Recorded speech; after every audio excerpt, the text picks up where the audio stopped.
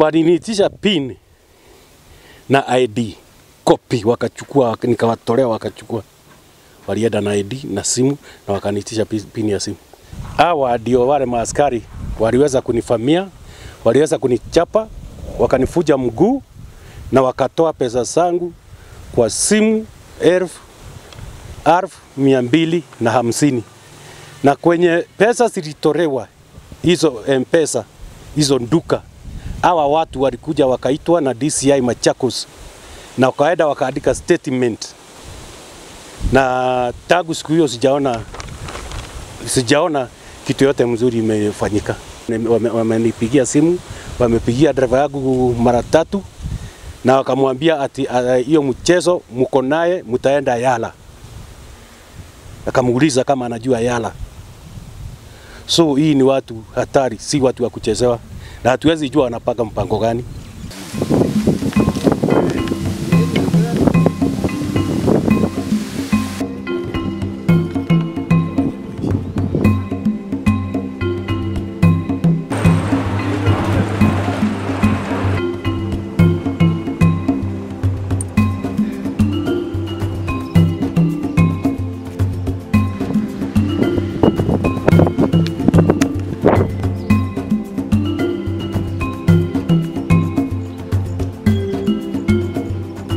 Kwa majina naitwa John Njehu, mfanyabiashara Nairobi.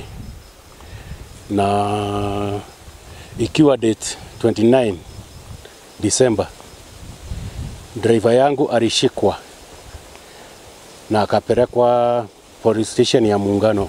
Akanipigia simu, nilienda huko kufuatilia ndio nijue ni nini hasa kinaendelea. Kufika pale nikapata driver amewekwa ndani. Na mimi kufika pale kuulizia shida ni nini. Nilishikwa, nikawekwa ndani, nikapigwa, nikanyang'anywa simu na nikaitishwa ID na nikaitishwa pin namba ya simu cha nguvu, na nilichapwa paka nikaumizwa mguu na maaskari 3 na ambaye ni Kerui na Ng'ang'a na Wajiko. Niliwekwa ndani, sikubukiwa. Driver wangu nilipata hata yeye hakuwa amebukiwa. Na alienda wakatoa pesa kwa simu yangu shilingi 1250. Na hiyo kesi nimeifuatilia. Niliripoti kwa DCI headquarters ya Machakos na nikaandika statement. Hata kwa IPOA nimeandika statement. Na hawa watu bado wanaendelea kunidhirate na kuniambia ati nitahama ama nihame. Na hawa watu hawajachukuliwa hatua hata saa hii. Mimi naona tu wanasunguka. Sasa sigerudi pale ni Muungano kulingana vile niliona.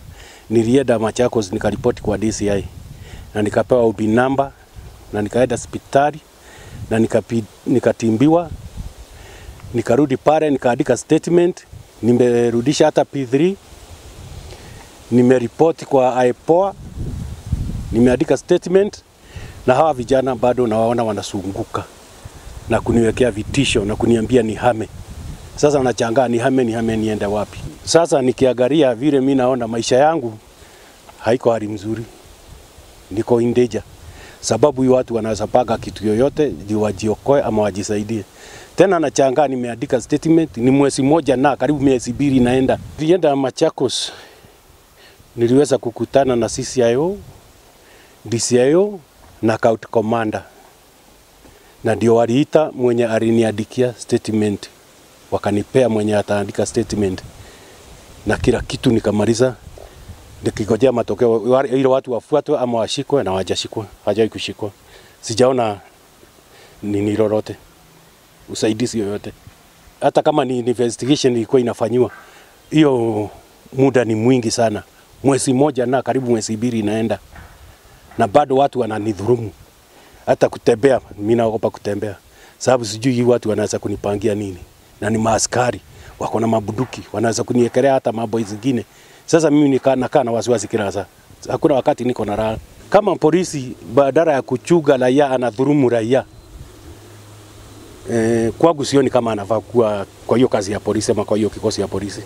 Mimi ningeomba haki ifanyike na hiyo watu waweze kukamatwa, wapelekwe kotini na wachukuliwe, wakipatikana na makosa ama sheria ikiwa wachukuliwe hatua. Walikuwa wananichapia kwa mlango ya sere na nilikuwa na pingu. Nilichapwa mpaka nikaaguzwa chini. Nimpatie pin number na ID na simu. Vyenye waliniachilia nilifikiria labda kuna kitu imefanyika kwa simu yangu na lazima ningefikiria pesa imeenda juu ya vile waniniitisha pin number na ID na simu. Nikaangalia balance yangu nikaona pesa imeenda. Na ndio sababu niliamua kwenda Machakos kwa DCI. Sana sana wanatembeaga na pikipiki ya kara ya red. Na hii pikipiki haikuwa na number plate. Na wanaendaga wamebebana wakiwa watatu. Kiruia anaendesha pikipiki, Wajiko wako katikati na ng'ako nyuma. So mimi nakaaga na uoga sana na wasiwasi mingi sana. Hata wanaweza kosa kutumia hiyo pikipiki au watumie njia zingine. Usalama wangu haisina usalama hata. Mimi ningeomba serikali wawe waangalifu juu watu kama hawa na wako kazi na wanafamia watu, wanawanyang'anya pesa, wanatoa kwa simu, inaonekana hata mahali walitorea na nini na kila kitu. Ningeomba serikali watu kama hawa wachukuliwe hatua. Mr. Njeho is one of our clients and he reported the matter to us. It is true.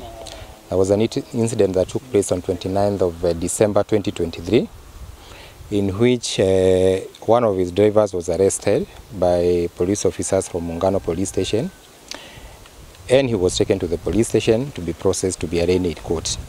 My client is in transport business, so of course he went there to find out what the issue was. So of course they demanded that they be admitted to police cash bail, which under the circumstances was quite exorbitant, because the arresting officers, not the OCS, the 3 arresting officers whom my client has named, demanded Kenya shillings 250,000 as cash bail, and I'm saying it was not even cash bail, because they never received the official receipt of this money. And now the main complaint that my client and I have is that this money was never accounted for, and the manner in which the same was recovered from my client. Because the arresting officers demanded my client's mobile phone, they took his ID, and they took his PIN number.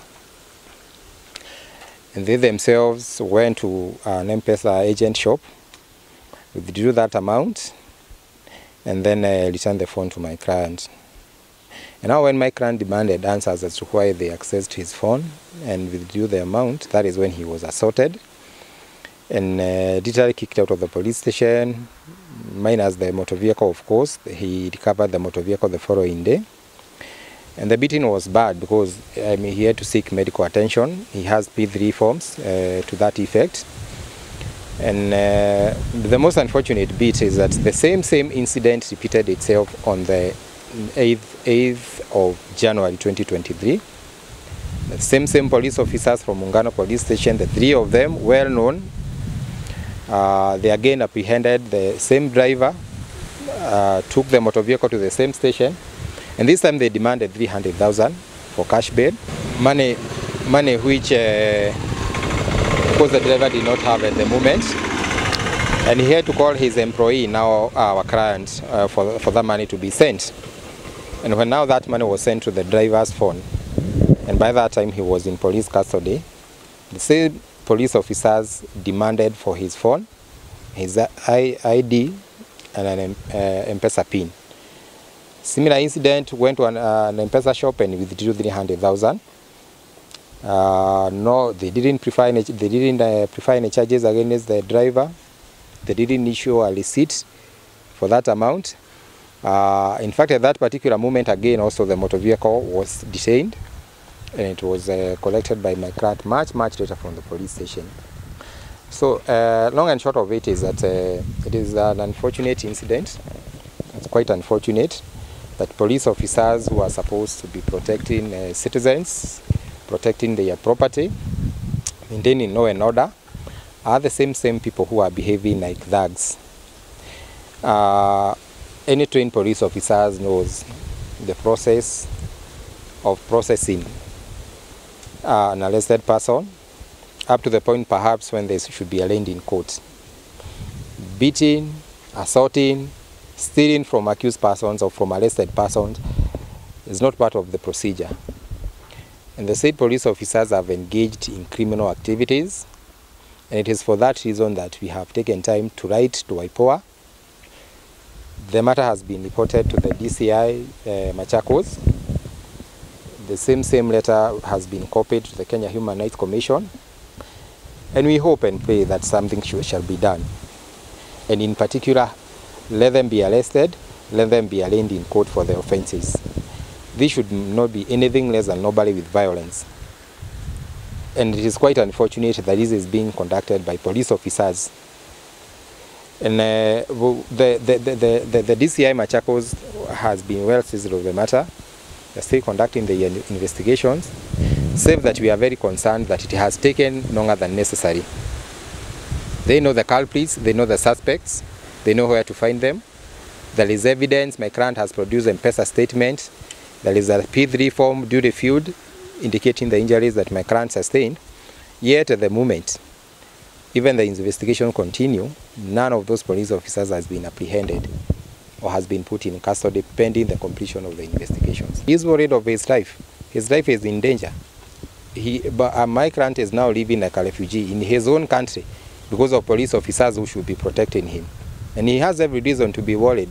We have heard stories in this country where police officers would want to oppress people, and when you raise issues with that, the police officer would want to retaliate and start threatening your life. My client has received direct threats from those police officers, so much so that they have even indicated what they are likely to do to him, and even mentioning that they are likely to have him head to Triara River.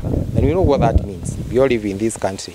So this is not a threat that we are taking lightly, and we want to escalate this issue to every level within the government structure, so that this particular case is going to serve as a classical example why police officers should not be the people who are oppressing members of the public who are busy making a living instead of protecting them.